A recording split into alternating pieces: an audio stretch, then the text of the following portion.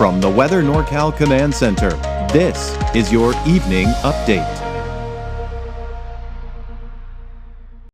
Oh, looking at a shot here from our Trinidad Elk Country Trinidad sky cam here. There you can see some of the clouds that are kind of filtering back in. I think we're going to see that fog return later on this evening and tonight. And we take a look at Crescent City out at the Battery Point area. If you look closely, this right here, that's not fog. That is some of the smoke and haze coming in from the fire from southwest Oregon. So yeah, it looks like it is impacting at least the overall view.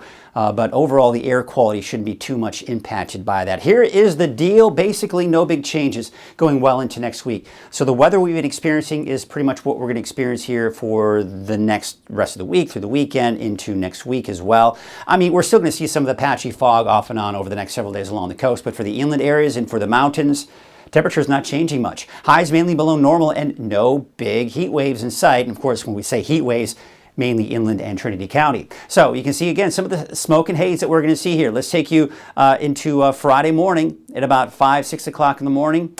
There again is some of that patchy haze that's out there, nothing too terribly dense as far as the smoke is concerned.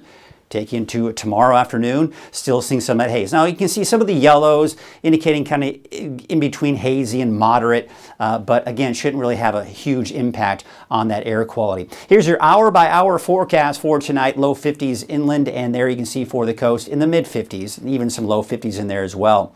And when we look at your hour-by-hour for Trinity County, mid 50s for those overnight lows, getting up to the low 90s for your daytime highs as we go into your Friday.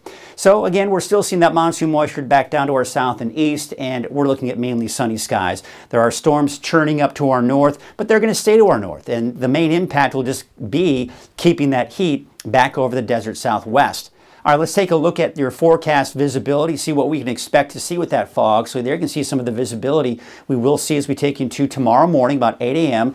There's some of that fog, and it will be dense in some areas. There you can see down to about 0.2 of a mile, 1/10 of a mile out in Fortuna. As we take into Friday afternoon, there you can see some clearing, that we're going to see some much better visibility out there for the second half of the day tomorrow. But as we would typically see overnight, as we go into Saturday morning, looks like some fog out there. But you'll notice we actually see some patchy clearing out there as well. So maybe not as dense as we've seen for some of the last few mornings. And look at that, it's actually clearing out for Saturday afternoon with some pretty good visibilities out there. Now your wave heights, yeah, looks like we are going to see those wave heights pretty much remain the same. This is going to take you all the way through Friday, and there you can see wave heights between 5 and 6 feet there out to sea. And so again, not much change from what we've seen here. Now here's your marine forecast. This is looking at your Friday marine forecast. So winds from the northwest at 5 to 10 knots. Your waves from the northwest at 3 feet at 5 seconds, and from the west at 2 feet at about 9 seconds. And no advisories out there. We take a look at that forecast for tonight. Temperatures in the low 50s for the coast, mid 50s for Trinity County, as well as the inland areas. And taking you to tomorrow, yeah, mainly in the low 90s, although places like Ruth a little bit cool at about 83. 87 for Hoopa, 89 for Willow Creek.